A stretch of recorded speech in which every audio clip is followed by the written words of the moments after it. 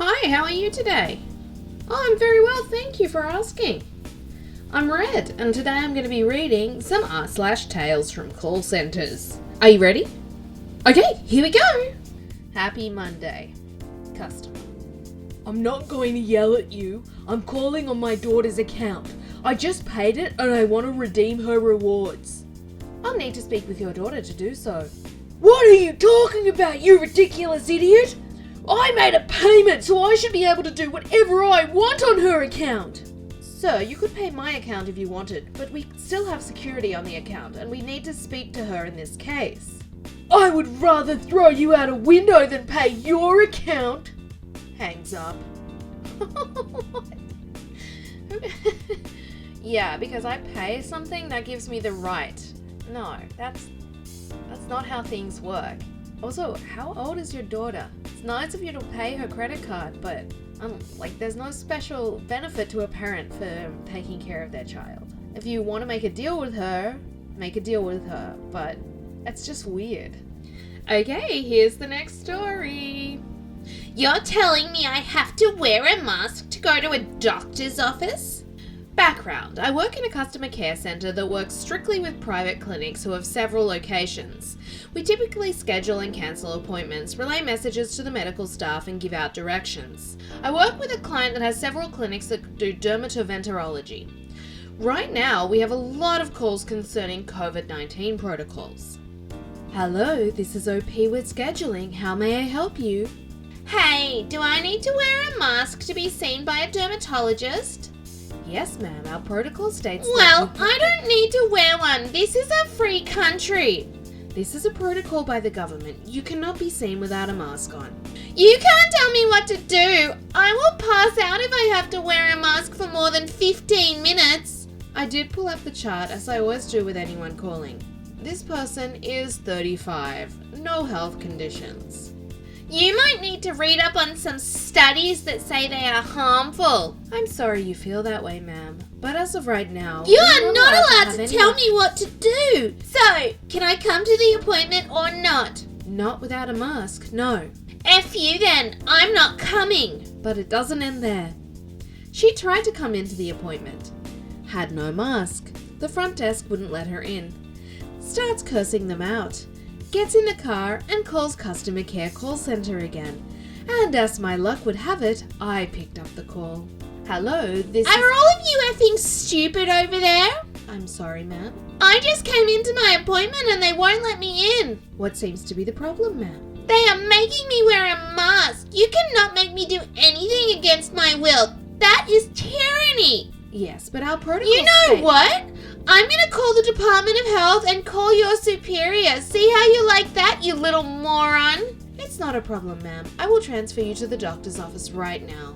I pull up the chart and see her preferred doctor and transfer her. So, our dear patient discovered that if you play stupid games, you win stupid prizes. The doctor knew who she was, as the front desk told him. He dropped her as his patient and barred her from the clinic. If I could get through to her, I would tell her that yes, the government can tell you what to do. Not just wear a mask. Try speeding, or drug possession, or littering. And this shouldn't be a government mandate.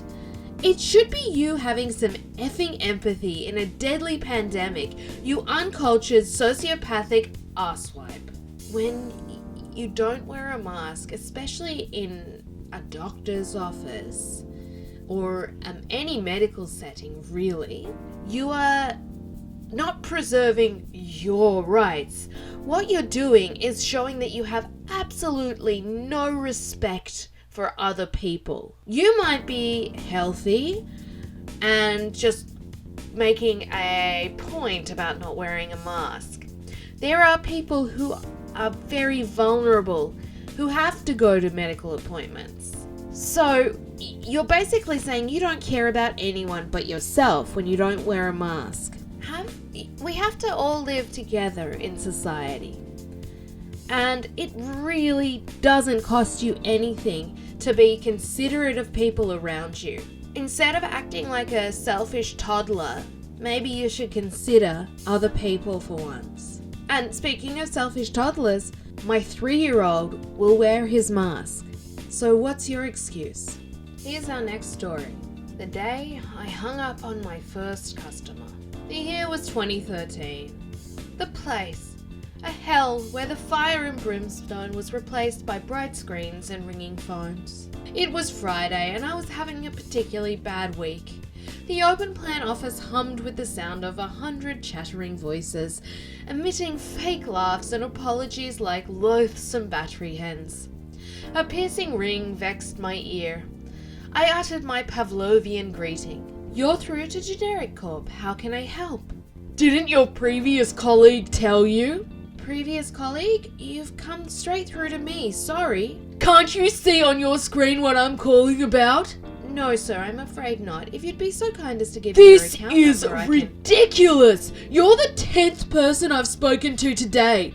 I've been on the phone for 5 hours and nothing has been done. I've been with your company for 20 years and I am making an official complaint. If you... My head was throbbing. Just as I opened my mouth to utter the usual obsequious apology, my hand began to move. Guided by an unseen force, my hand moved the mouse, like a Ouija glass across the pad. The cursor lingered over the red End Call button. Seized by a sudden spasm, my finger clamped down on the mouse, and mid-sentence, the shrill voice came to an abrupt end. I took a deep breath. I had just committed the cardinal sin of our world. I had hung up on a customer. I looked nervously over my shoulder, expecting to see a manager looming over me like some sinister marionette. No one was there. I looked around at my colleagues. Had they noticed? No. Their eyes didn't move from their screens. They continued to clack keys and chatter. I breathed a deep sigh. The customer's number was still on the screen. I copy and pasted it into the system and brought up his account. The notes were like a Tolstoy novel. He was calling us on an almost weekly basis. Complaint after complaint. Compensation payment after compensation payment. He was bleeding us dry, and no one had stood up to him. I felt a rush of satisfaction, a frisson of schadenfreude quickly followed by a wash of guilt. Some other poor colleague would have to contend with the customer's wrath, thanks to my Scatino-esque dereliction of duty. Survivor guilt, that's what they call it. I was burned out. I logged into Comfort Break and went to the break room. As I sat in the break room looking at all my co-workers, the walls were glass so managers could keep an eye on us, I began to ponder. What if the next rep hung up on the customer as well? What if we all decided to hang up on him? And all customers like him? My heart raced at the thought of a world where abusive, rude, entitled customers were met with contempt and derision instead of groveling submission. A world where every whine and complaint was met with the click of a receiver, then silence. How long would it take before the general public got the message? How long before they started treating call center staff with respect? I wanted to run onto the call floor and yell at my co-workers. Brothers and sisters, rise like lions after slumber in unvanquishable numbers. Shake off your change like morning dew, which in sleep have fallen on you. Just then a manager walked into the break room. "I've been looking for you," she said. "You've been in a comfort break for over 8 minutes. What's going on?" "Nothing, Brenda. Nothing at all," I said, returning to my desk with a smile.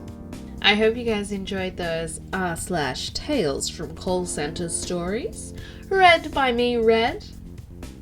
Please give the video a like if you did, and don't forget to subscribe as well, because I know you want to hear more of my delightful readings. Have a good rest of your day, guys, and I will see you tomorrow. Bye-bye!